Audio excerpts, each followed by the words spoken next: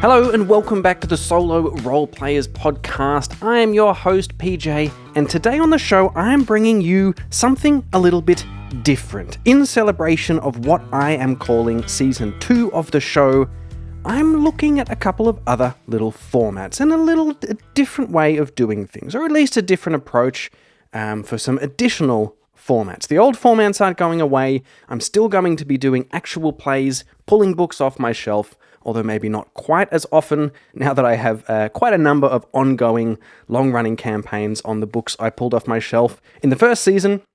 Like I have always done, somehow in my life, I'm quite particular. When I want something to exist, I want it to be really specific and particular to me and to my taste. And so often that thing, just the way I want it, doesn't exist. And so I tend to just find the best thing to do is go out and make it myself. And I've done that in a number of different occasions in my life to generally reasonable success. And I always get something out of it. It usually turns out to be something different than what I'm looking for that I get out of it, but it always starts other things and is really, I find it a rich experience for me. I mean, without burying the lead too much here, what I'm going to do today is, and I don't know what I call it yet, but like a first flip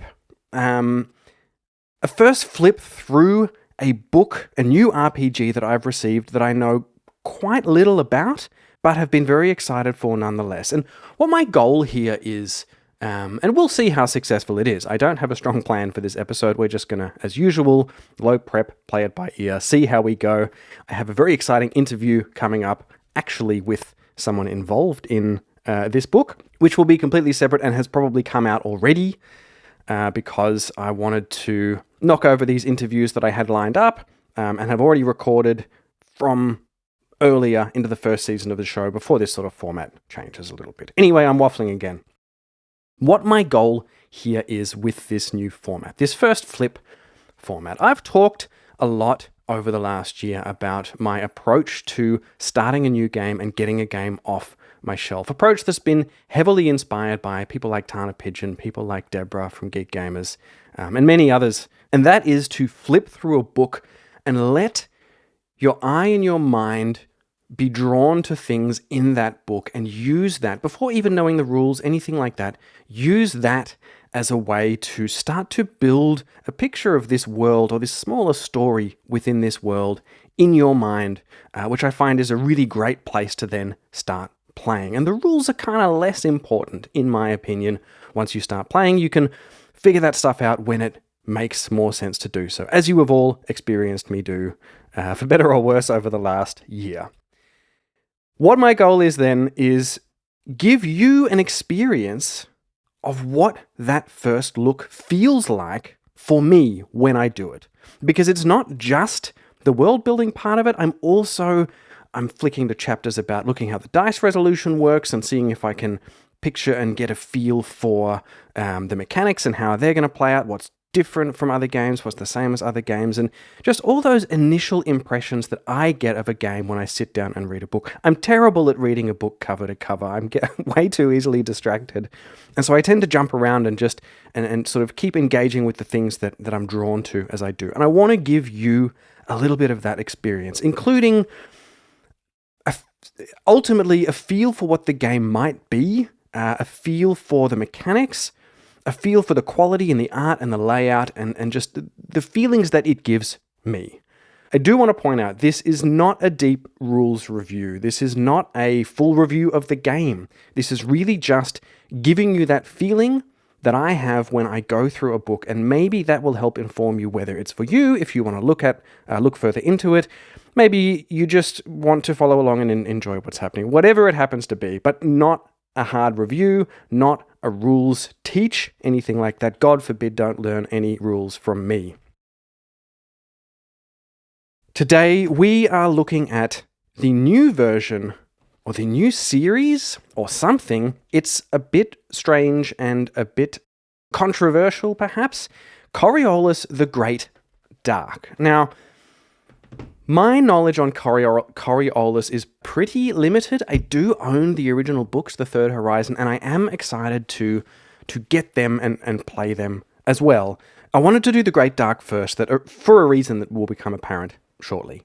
But just my background knowledge is that it is another Year Zero game. I'm talking about the original one here, the Third Horizon. Another Year Zero game. It uses the dice pool system similar to Forbidden Lands. It is praised for its unique feeling and setting, this mixture of sort of Middle Eastern culture and philosophy with kind of like gritty space stuff is my feeling of it, and that is super attractive. I really, really like that. I also find it very daunting because there is so much depth in these books from the flick through that I have done a while ago. And listening to shows like Sweden Rolls, I listened to one of their seasons, multiple seasons they do of Coriolis there, which is really enjoyable. It's a really deep world, which is awesome, but that intimidates me because it's I sort of feel like I owe the book then to study it and pore over the lore and really get to understand it and that kind of thing, which is one of the reasons it has still remained on my shelf. What I know about The Great Dark is that this is a reimagining, perhaps. I'm not even sure what Free League are calling it. It is a Free League book, of course. I'm not sure what Free League are calling it, but it's kind of like my feeling it's like a restart to the series. They're not supporting the Third Horizon stuff anymore. The mechanics have changed. I believe what I hear on the internet is that some of that specialness of the setting has also changed and been sort of suppressed somehow. I'm not sure. We will see. Since I don't have a strong knowledge of the Third Horizon, that's not going to be an issue to me because I'm not feeling like I'm missing something that I did have. Another reason that I wanted to start with this book first. Now, slightly longer introduction than I had intended to do. I am currently listening to the Coriolis Great Dark soundtrack, dark sci-fi soundtrack on Spotify. I want to start maybe putting these Spotify playlists in the show notes for these episodes maybe, because to me, I always do that. Every time I'm recording an actual play especially, I have music on in my ears that you can't hear. So I'll put in some of my usual sort of sci-fi music, and I'll link to this playlist as well, if I think it's good for anyone who's interested. The first thing I want to look at with The Great Dark is the initial feel that I get from this book. Now, this is a standard RPG A4 sort of size book.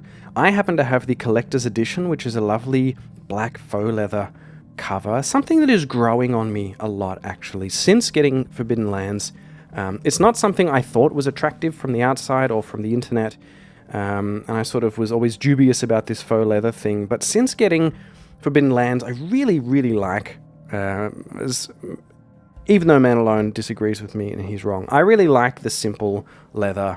It feels like a real old book or something like that, that there is deep knowledge and vast history in these things. So I like it.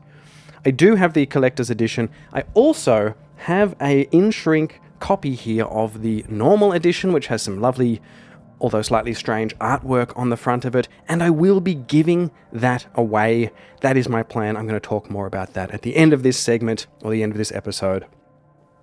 Regardless, currently I am looking at the collector's edition. Now, the content is identical as far as I know, and this is a lovely dark faux leather cover with really nice, simplistic, spacey gold embossed sort of, I don't know if it's technically embossed, but there's sort of, gold printed stuff similar to what's on Forbidden Lands. And it's lovely. It's a lovely sort of symbol-y, space geometric lines and circles. Looks like a symbol on the front, which just looks like a pretty standard spacey sort of rune.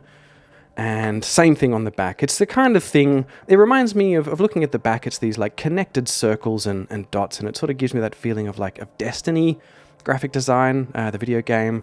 That kind of, not too wild or out there, pretty comfortably spacey. But does give me the feeling that there is sort of lore and history in there as well. And when opening the first cover, this excites me. We get the Lost Horizon 2-page spread map, I assume, and this is a really beautiful, and I love a different approach to a map. This is like a star map stuff, something I haven't really gotten all that much into in games, other than Starforged is the only spacey sort of game that I've played. But I do love these star maps. It looks like everything was drawn with a compass, and everything is circles and lines crossing through and sort of bigger and smaller dots indicating stars, and everything's orbiting around stuff. It's really, really, really beautiful. I have absolutely no idea what any of it means, but it already gives me a sense of this interconnected star network, and I really like that. We're looking at places that my eye is drawn to as the red Titan, somewhere here on the right-hand side. In the center of everything, there is the horizon focal point. That's probably important. And then a cluster of something, the far colonies and Ninhulam and lovely foreign-sounding things over further away from the center. Something called the Trailing and Springwood. Okay, so we've got directions here. So I'm thinking now about something happening off in the distant reaches, far away from the center here, far away from the horizon focal point, and somewhere out here in the far colonies, some little colony somewhere that is a bit backward and maybe quite disconnected from the rest of the place. That's one possible place our story could start.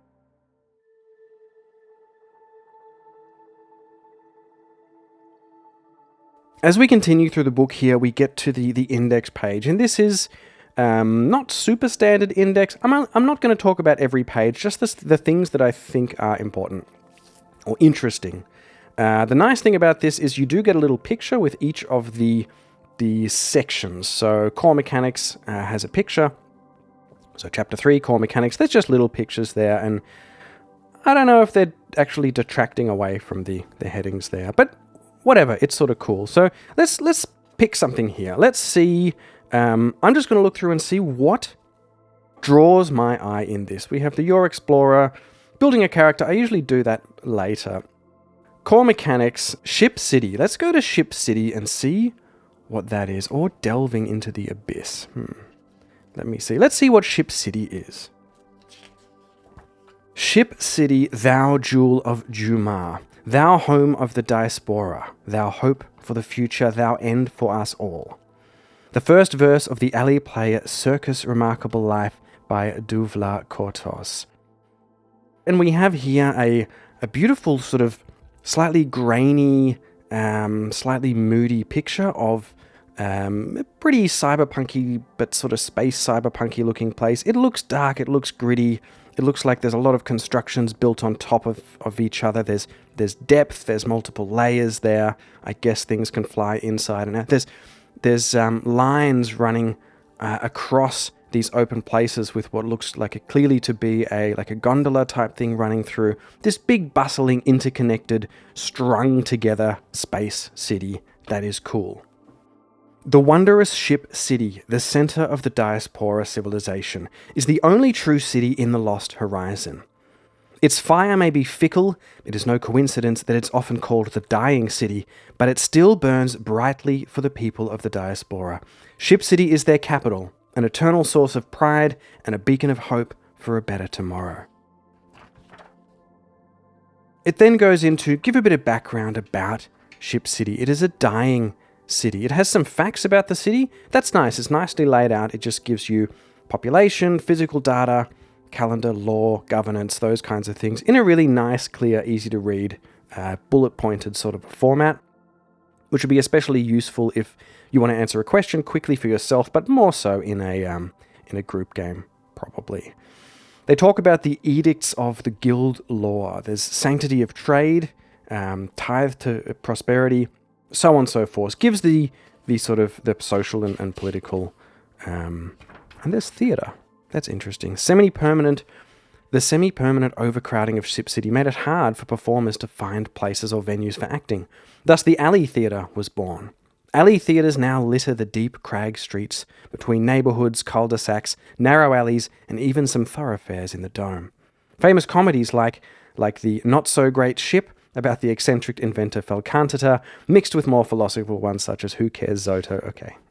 About an eternally drunk poet finding solace in the meaninglessness of existence. Cool. All little detail stuff that is nice to have there and sort of pull some flavour. If you want to find maybe some encounter, flicking through this kind of thing is really nice, actually looking for an encounter. And I say we want to find an encounter in Ship City, I look through and I see that theatre thing and You can set the scene of one of these theaters going on, and there's perhaps a robbery happening, or the theater is somehow tricking people or kidnapping people. I don't know. Could be all sorts of things. I could go and flick through and look at the news section, where official news in Ship City comes from the Guild's paper, with the Navigators Guild published The Eye of Jumar being most frequently read. Our protagonist could be flicking through the paper and see someone they know in it, reported as missing, something like that.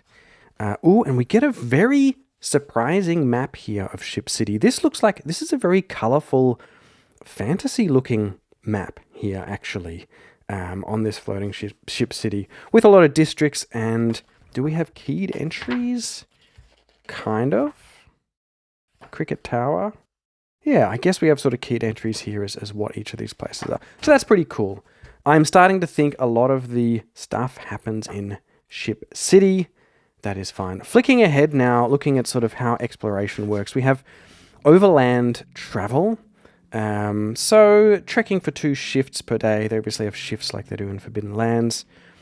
Mishap tables, encounters, but not encounter tables that I see immediately, but tells you the kinds of things that you can encounter. Setting up camp, that kind of thing. And the next chapter is delving into the abyss. Now, something else I've heard is that this is quite heavy on delving, on sort of like space dungeon crawling. No need to check the battery gauges of your suits, my friend. These things last forever. Trainee Delver Torben Massmasa, deceased. I was just wondering if he was still alive. That's cute. So it looks like we're going to be delving, gearing up and supplying. I always like doing that, like that Witcher feel of making sure you're prepared before you go down into a delve. You're scanning things, and you have quite a procedural looking delve here. So you're doing a delving roll of some sort and exploring key locations. And there's a table here on hazards. Managing your supply, which I quite like. I do quite like managing supply in games, as long as it's not too fiddly. There's some balance there. I'm not sure what that is. But it looks like we're managing oxygen, water, food, energy, ammunition, and light. That's all good. I like all that stuff. You're setting up camps. It gives you some examples of the delve. Let's go through this example, actually. Examples I find really, really helpful, and something I want to do in this series is pick out these play examples from the books and actually do them, like roll dice. And it's an article I read somewhere, and I'm very sorry I've forgotten what it was. I mentioned it before. But learning a book by playing as you go, which is kind of essentially what I've been doing. But finding those example pages and then making rolls and stuff, like seeing how they go through the example, but then you making the roll as well, and then sort of testing yourself, how would you interpret the result, I feel is a really useful way to start feeling comfortable about the mechanics of this game. I'm going to read through this delve example to try and give us a bit of a feel what a delve actually looks like.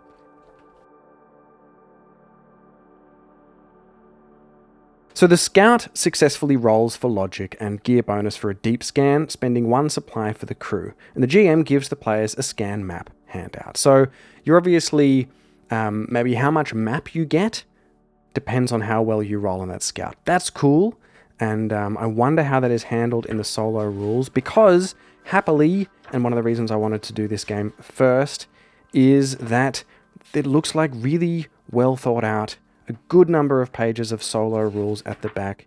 Very excited to see what that happens. So you're getting a map based on how your scouting roll is. And then another explorer successfully rolls for insight to command the bird to perform a blight scan. The bird, which I'm guessing is a ship, but could be a robot or something, flies 4 markers down, detecting blight level 1 in zone C3. In return, it returns after 1 stretch, and the crew spends 1 supply. Okay, so it looks like a drone that's going out.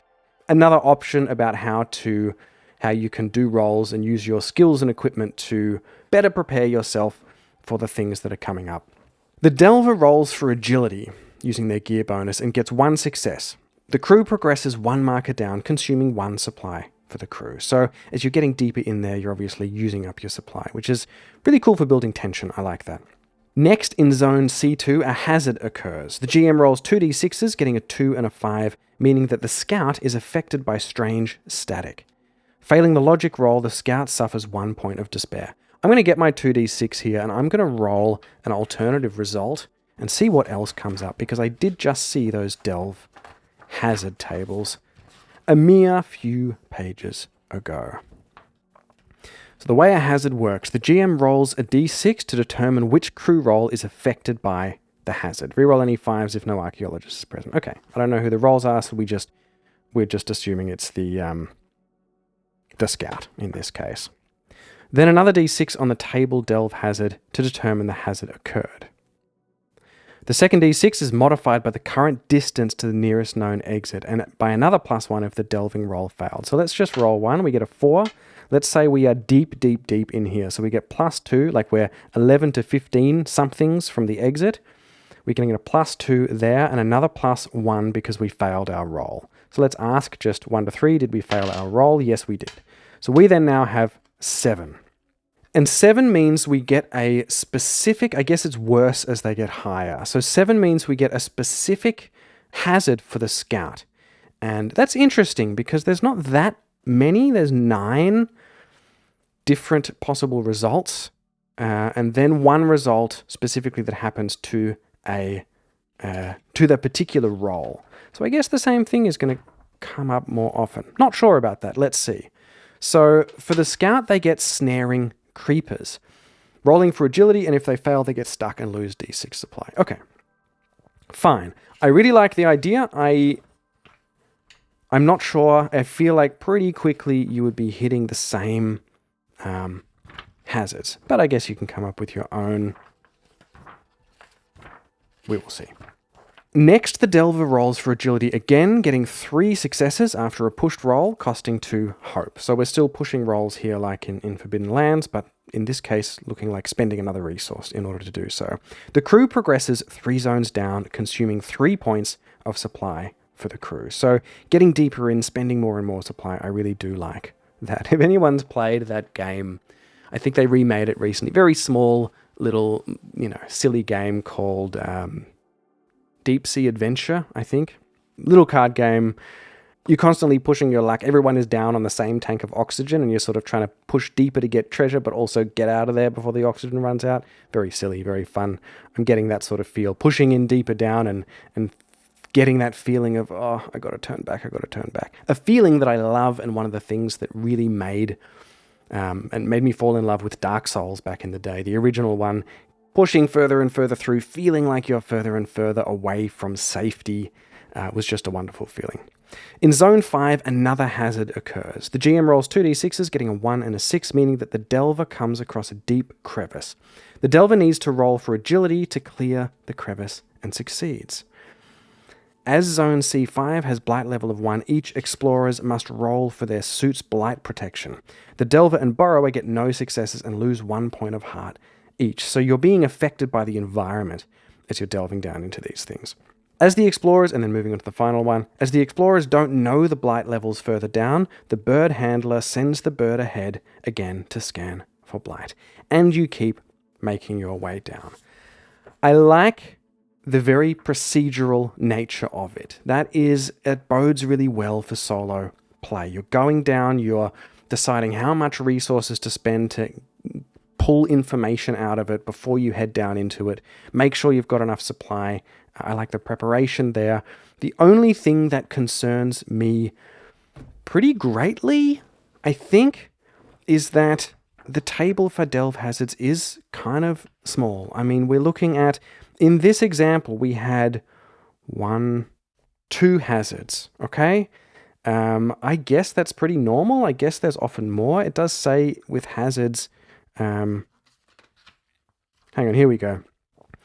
Hazards in play. Delve hazards can be determined by simply making a roll and reading the table when they occur. This is quick and easy and saves prep time for the GM. However, it can break the flow of the game and put the GM on the spot to try and narrate something on the fly based on a short table entry. If the GM wants to be more prepared, they can roll up a few hazards ahead of the session or simply choose hazards they think will work well in the moment. A mix of methods is perfectly acceptable. The purpose of the hazard table is just to give the GM options to create an exciting delve. Yeah, I'd want to see more diversity in the table because we already did two hazards, 2 things that happened, and we have 6 times 9. So what's that? 54 different hazards, possibly, and we just saw 2 of them in a short delve example. So, I don't know.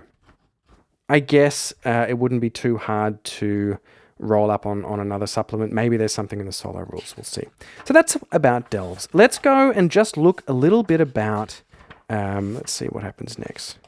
Creatures, adversary. I mean, the art is super cool. I really like this sort of gritty, a bit painterly, but quite grainy and gritty art style. It leaves a lot of things obscured. I like that. Since we happen to be on the creatures page, I guess we're going to look at behavior of creatures in combat, because that's always important for solo play, how you control the creatures. Not that we've looked at how you actually play the game yet.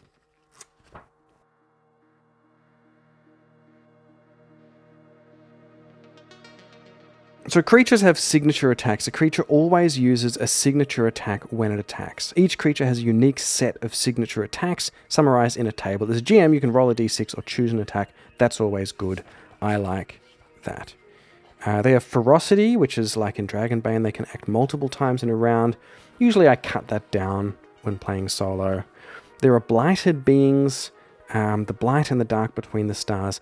As no one really knows what the essence of the blight is, some historians and esoterics have come to compare it to the mysterious dark between the stars from the old Horizon folklore. Right, so I believe this setting takes place a long time after the Third Horizon, where the dark between the stars was this mysterious force. Whatever it is, historical texts speak of similarities, but there is no conclusive evidence that the two phenomena are the same. Okay, they probably are. So our monster stats here, they have a signature attack. They have a d6 table of attacks that they're going to do. I find them to be very effective as long as the combat doesn't go on too long. If the combat goes on too long, it just feels... and I found that in Crown and Skull a little bit. It just feels a little bit repetitive at times. And you think, yeah, well, it's doing the horrendous claws again. And then you really... I find that I have to sort of force myself to picture and narrate different ways that they're doing that, which I guess is kind of our job as a GM/solo role player, potentially, depending on the way you play. Yeah, so pretty simple little stat blocks here, but I like that. Ferocity, health, armor, agility, and perception. And they have a behavior pattern, that's nice. So if we run into a snake fight, let's find something more interesting. What is a Quane bird? A Quane bird is a bird killer. The first... Okay, so it's a nightmare brought to life. A horrifying predator that strikes fear into the hearts of even the most seasoned explorers. With its blood-red beak glistening like a blade and a chilling bone-rattling cry that echoes through the ruins, encountering a Quane feels like staring into the very essence of corrupted nature. A grotesque perversion of what was once a bird. Okay, so this thing is a bird killer. The first attack of combat will always be number 6, bird attack. Which is where it attacks the explorer's bird with 5 base dice. If there's no bird, it attacks the explorer instead with attack number 3. Okay, so it is always going to... It tries to eat our bird. I guess our bird is a little drone, something like that. Let's see what our bird is. For the explorers, no companion is as vital as their bird. Without it, every delve becomes a far riskier and more uncertain venture. Birds have transformed the art of exploring ruins, so much so that few can even recall a time before these strange creatures became the steadfast guardians of explorers braving the great dark. And that looks like a bird. Cool, sort of creepy, raveny sort of birds. Okay, it is actually a bird that can probably talk to us, give us information. It has a history. That's all cool. The Quane bird eats other birds, and so that is very scary if this bird is very important, and it always does a bird attack first. So that's cool to know. That I think that really helps set up a scene for the solo player. Then maybe roll on a table. What do we come across? It's a Quane bird, and it dives out of the shadow and goes for our bird, and we have to protect it. Like that sets up a cool little set piece, maybe. So good. Thumbs up on the first impression of the way that creatures work. Let's just go back, and I have a pretty good idea how it works. I'm going to go ahead and assume it's mostly like the year 0 stuff, but let's just have a little look at the core mechanics, see what stands out as different. And then we're going to go and look at some of the different types of explorers that one can be.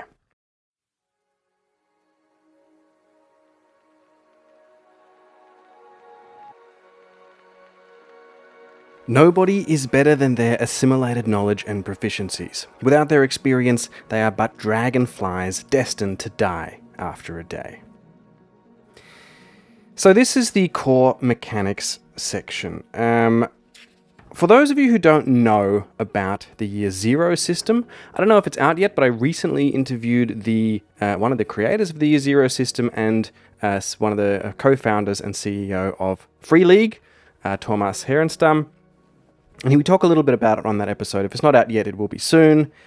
And basically the Year 0 engine is where you, based on your stat points that you have, whether it's skill, attribute, whatever they call them, you roll a certain number of dice, looking for 6s as successes. And the nuance of this system, I haven't played with it a huge amount, only with Forbidden Lands, and I did end up sort of tweaking my own system for that for various reasons.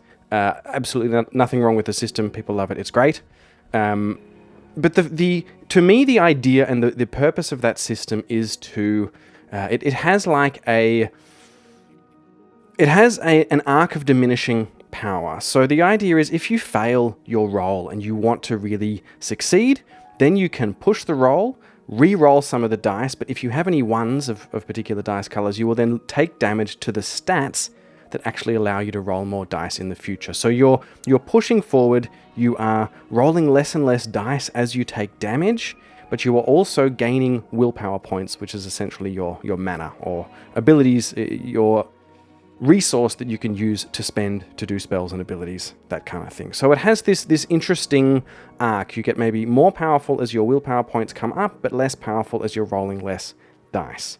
And that's the sort of the mechanic that they go for. Here, it looks to be much the same. We have 6 attributes, which I'm not going to go through. And then you, as always, when you're attempting to do something difficult or dangerous, describe what your player character is trying to achieve, add up all the dice, roll them, and if you get successes, either 6s if you're using normal dice, or the little success symbol if you have the custom dice, you succeed. More successes, more success. So that looks to be about the same. It does give you here a success chance table, as it does in the other games. I'm not going to talk about the system too much. So far it is pretty much the same. You have help from other NPCs, you have gear bonuses, which give you extra dice, and then difficulty adding plus or minus to that dice. So that's all pretty straightforward. Then we move into what are called the talents, and they appear at a first glance to be various ways to get extra dice when doing a roll. So for example, if you are a blade fighter, levels 1 to 3, you can get presumably +1 dice +1 die per talent level to close combat rolls when fighting with blade weapons. Okay. That actually doesn't strike me as very exciting. That just strikes me as, okay, you're a blade fighter level 3, you're always going to get 3 dice, so therefore you always attack with your sword. I mean, you're getting more chance to hit then, but also it doesn't seem as exciting as pulling off some cool trick. Or some cool skill. Maneuvers, maybe this is different. So as we move on to maneuvers, explorers in the employ of the Explorers Guild receive specialized group training before they're sent out into the unknown. This training is reflected by crew members that can be used in combat during delves. Seems to be pretty heavily based around these delves, this game. So then you get some abilities, like if you're a field recovery, you and another explorer at engaged range recovers 3 points of health, even if not broken, requires a medidose. Okay? Smoke screen, you fill your zone or an adjacent zone with smoke. The smoke blocks line of sight. That can be cool. Pretty standard looking maneuvers there. Nothing super standout or that different yet. And then we go through into combat, which we talked a little bit about. There's zones. You can do action, surprise attack, blocking, special attacks, all that sort of thing. There's one close combat attack example here, which we can go through, just to give you an idea what it is. And it has a nice little flow chart, which is really handy when it comes to reading the book, internalizing the rules, and getting a feel for how it's actually going to play out at the table. In a close combat attack, step 1, you state your target, then state what weapon you're using, if any. Then if you're performing a special attack, say so then, so before you make the roll. Then the target decides whether to block or not. Interesting, so they get a choice at this point whether they're going to attempt to block. If they block, you make an opposed roll for strength. Cool. That sort of reminds me a little bit of the advanced combat in Forbidden Lands, where if you're on one-on-one close combat, your enemy or your opponent is actually engaged in the combat at the same time as you. They're making decisions at the same time as you, rather than just sitting there and waiting for their turn and watching stuff happen to them. And I found that to be really effective in Forbidden Lands, even playing solo, using the cards there and just feeling like you're trading, like engaged with each other in combat, rather than just we go and then 3 people hit you while you stand there and then you fight back, that kind of thing. If they don't make a block, then you just make a strength roll with a gear bonus for your weapon. So basically any successes that go over the number of blocks they get, then you do damage. Base damage per thing. Okay, pretty standard. Ranged combat is similar, but instead of blocking, you can dodge. And then it goes into social conflict, that kind of thing. Good. Finally, I just want to have a look at what kind of adventurers or explorers we have here. See if there's any cool... Okay, I'm looking here. Flick to a page of a really cool... The art is great, I must say. This is page number 11. It's in the introduction, and there's a beautiful picture of a sparse desert-looking planet landscape with a huge derelict, some sort of freighter ship crashed into it, and I guess that's the kind of thing that you're going to go into and delve. Wonderful. Talks about the various factions that there are. And look at this, there is a page, the game in summary, on 2 pages. I'm going to read a little bit of this, and then we're probably going to wrap that up. So, this is a good time to have a summary of the game. The far future. It is the year 189 of the Diaspora, 200 years after your ancestors left the Third Horizon and war behind to forge a new destiny among the stars. In Coriolis, the Great Dark, you play as explorers that work for the Explorers Guild. You go on expeditions that will see you travel around the Lost Horizon and the Charted Sphere, a wild and largely unexplored part of space where space travel is difficult and dangerous. So on. The Explorer Crew and Bird. You're employed by the smallest guild of Ship City, the Explorers Guild, led by the veteran explorer master Mosca, and the Explorers Guild commands a small fleet of shuttles, terrain rovers across the chart, so on and so forth. So you're a part of this small guild.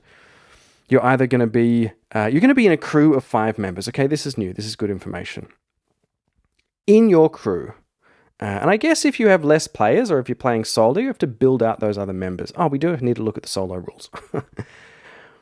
You have the Delver, leads the way into the ruins, first into the dark. You have the Scout, the Scan Operator and Lookout, always scan before entering a ruin. You have the Burrower, Driller demolitions and overcomer of obstacles, the Guard, ready to meet threats from critters, beasts and others, and the Archaeologist, expert on builder ruins, reading glyphs and handling artifacts. Yeah, and it looks like basically the game is about going out and delving into these ruins, because you're an explorer. Now, I have heard some concerns about this, that it is potentially shallower than the other Coriolis, because where the other Coriolis was about big exploration out into space, this does look to be pretty heavily about going out into delves. However, as we look at these solo rules here, it is possible that having a nice little procedural list of stuff to do for delving, and pretty much mostly as a delving game, that could be really nice for the solo player. Quickly looking over the solo tools.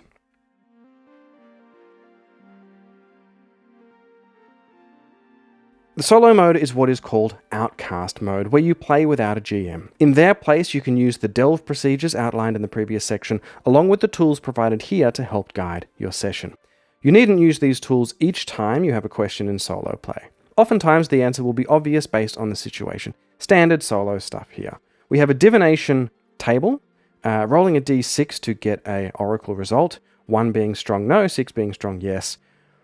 It also happily gives you here a magnitude and reaction gauge as well. So if you're looking for someone's reaction, you can also just roll a d6, making it more weighted towards cautious and friendly and less weighted towards hostile and helpful. That's actually a really nice, simple thing. And the magnitude is 1 low all the way up to very high. I do like that little addition there with the reactions on a d6 roll. As you all know, I like a weighted oracle somehow, and this is for a yes/no. It is still 50%, but it's nice that you have these extra reactions and stuff. For example, rolling an extreme result of 1 or a 6, stumbling upon the remains of a fallen explorer, you query the divination table to determine if your outcast finds anything useful on the corpse. A strong yes might indicate that the dead explorer carries an item of significance, while a strong no might reveal that the corpse has not only been looted, but also left as bait by the killer. Ooh, I like that. Standard stuff, though, however. Then we have facet sparks. What's a facet spark? Use this table to answer open-ended questions such as mission objectives, a character's goal, a faction's purpose, the function of inscrutable objects such as artifacts and glyphs, or the focus of a rumor or event. This is things like aid, disaster, or attack, authority. So that's broader motivational goals by the look of that. D66 table there. Then you have character trait sparks. So another D66 table, which is also nice. You have bearing trait and roll. Roll for 1 or more bearings to learn their initial demeanor or outward characteristics. If you interact with them or learn more about them over time, you may introduce 1 or more traits. That I really, really like. That is very simple. That is a very simple addition to the standard character trait idea. Very simple, but really, really effective there. So when you first meet them, as the solo player, you don't really know, but you can see what their outward demeanor is, their bearing. This person is desperate, and you start talking to them and figuring them out. And maybe you attempt to find out more and convince them, and you fail. Then you don't find out any more about them, and their motivations will only become clear later, maybe, perhaps. Because if you are to then go further and roll, you might roll cunning. And then that gives you some more insight into their motivation.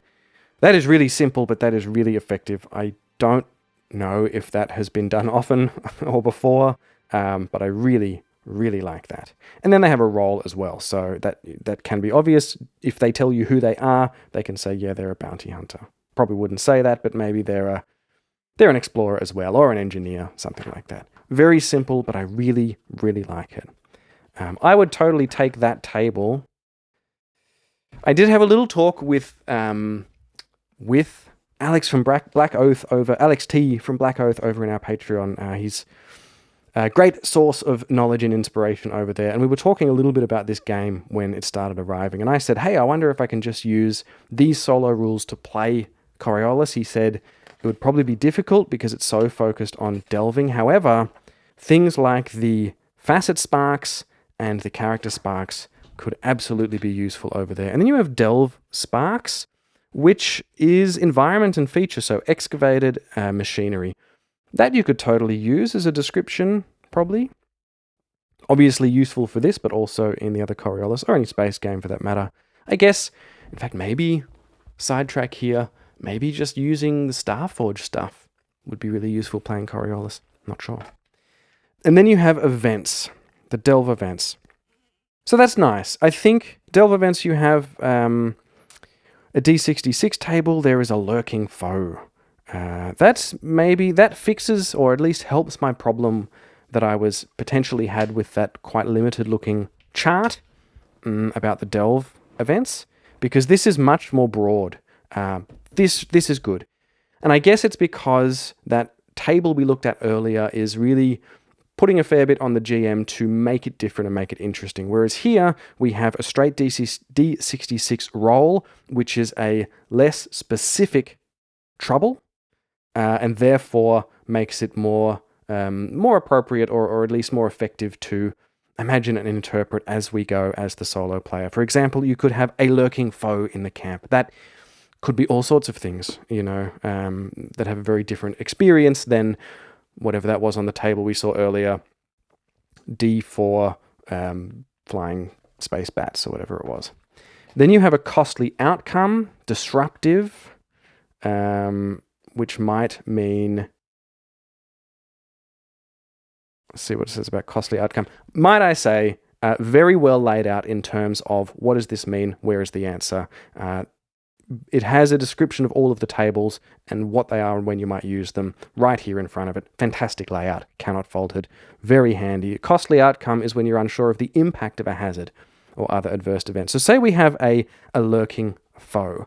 That costly outcome could be a roll of, because I haven't rolled my brand new didactic dice from, if that's what they're called, didactic dice. Sorry, Tower House Creative. I love your stuff. I've had the black and the red one for a while, and I just finally I had to get my mum to bring them over from Australia because I couldn't get them shipped to Europe. Happily, she was coming to visit, and I got them shipped to Australia. She brought them.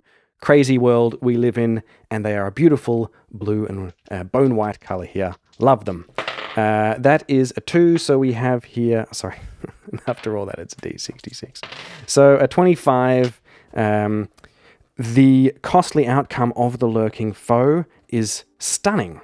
So that would result becoming dazed. So straight away, what I'm thinking of is it's quiet around camp and we're sitting there. Someone is on watch. It's very quiet. Someone hears a click or something. And then all of a sudden, and I'm going to use the Oracle die here to see the magnitude, like how many people are we dealing with here. That's a 2. So all of a sudden, a couple of people...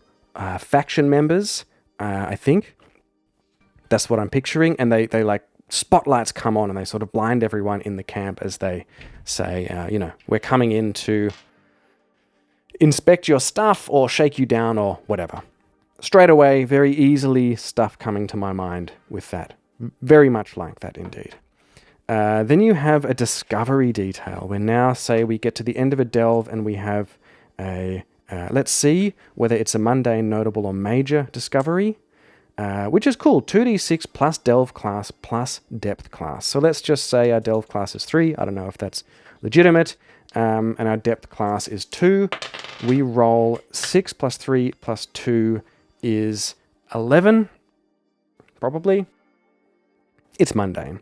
So we then roll on the discovery detail. We get a 64 on the mundane. Is a broken artifact. Now, artifacts are great, and being broken is great because that can trigger a whole quest to go and get it fixed. Now, the final page in the book. I don't know if that is still solo rules or not. Beyond the Red Garden. While the districts of the Red Garden offer limitless danger and adventure for your outcast, the lure of the Great Dark will inevitably beckon you elsewhere. Should your outcast leave the perilous confines of the Red Garden, new opportunities await. The Red Garden Starfall Outpost offers basic services and outfitting, but when your outcast requires specialized gear, support from high-level guild patrons, or answers to greater mysteries, they must look elsewhere. Okay, so this is a very brief bit of advice about what you can do outside the Red Garden. And then we sort of have some inspirations from books and role-playing games. I always like to see that. Into the Odd, an Electric Bastion listed, Bastion Land listed here. Great to see. Traveller, I hear a lot of great things about. I got to look at that. Fantastic. That is my first impressions of the Great Dark. To summarize here, I think there's some really useful solo tools in there. I feel like, just based on looking at and probably coloured by some of the discussion I have heard in various parts of the internet as well, and I would have to try it for myself. I really like to try and find things out for myself rather than trying to be colored too much. I don't even watch trailers for films, or read reviews, that kind of thing. I see it could maybe be a little bit narrow for people who wanted a big space adventure stuff. However, we have other games for that. There is the other Coriolis. There is, of course, Starforged is made for solo. It is big space adventure stuff. Traveller as well, according to our errant adventurer Steve. He says is fantastic also. This looks like it could be a really nice self-contained delving game where you are managing your resources. You are managing a whole crew, which I don't think it says actually in the solo rules here about whether you're managing a whole crew or a single delver. This is interesting. Let's just find that out here.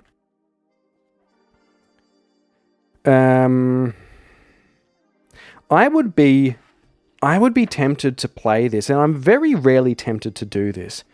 Just looking at this, I would be very tempted to play this with sort of stripped down characters, just maybe just their sort of key stats and that kind of thing, and actually be like managing this whole crew and using it as like a, those video games where you're sort of managing multiple party members. I generally don't like doing that in solo because I find it hard for me to get into the story in the background and the conversations and desires and motivations of my character. Whereas if this is going to be just a more straight delving experience, I could see that as a way of managing not only resources but also a team with different specific roles of characters. That is The Great Dark. I said at the beginning of the episode I have an in-shrink copy of this book that I would like to give away to someone. I'm going to give it to one of the Patreon members. If you would like a chance to get in on that, you can head over to Patreon/Solo RolePlayers and sign up there under the Solo Roleplayer tier. And I will, in the next couple of weeks, in the next week or so after the release of this episode, I will put out a word in there in the Discord, because as a member, might I say, you get access to all of the bonus episodes, which there are nearly as many episodes on the main show, where I continue playing through all of the stories I've started: Dragonbane, Starforged, Shadow Dark, lots of Forbidden Lands, all sorts of things, as well as our book club, as well as access to the Discord and talking and meeting people in the community in there. We also now have a Solo RolePlayers radio station where you can get on there and you can stream your games to a very small, supportive group of solo role players where you have the microphone, no one else can speak, they can just interact with you. It is like an open mic, public radio themed sort of show, and that's been really, really a lot of fun to see what's going on there. We're developing that idea further, and in addition to that, if you join before I draw this, then if you're interested in this game, let me know in there. I will add you to a table and I will be giving this book away. I will pay up to some amount of shipping. I'm not sure how much that is yet. Depends where you live. We'll work it out. That is it from me today on the Solo RolePlayers Podcast. I would really love to hear from you, either just via email, over on Blue Sky, although I'm not there that much, or on any social media that much. You can find me on Reddit.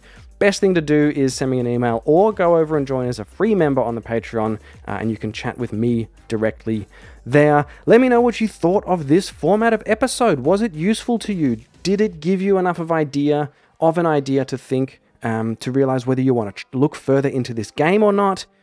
I enjoyed doing it because I'm doing this stuff anyway, looking through a book and sort of collecting my thoughts and how it works. And so I thought it might be nice to take you along for the ride. Do let me know. I've got plenty of stuff to keep doing this kind of a format. I'm going to now maybe do a similar thing with Dolmen Wood that I also just came, and I have this massive pile of books sitting next to me on the desk. Keep an eye out for that.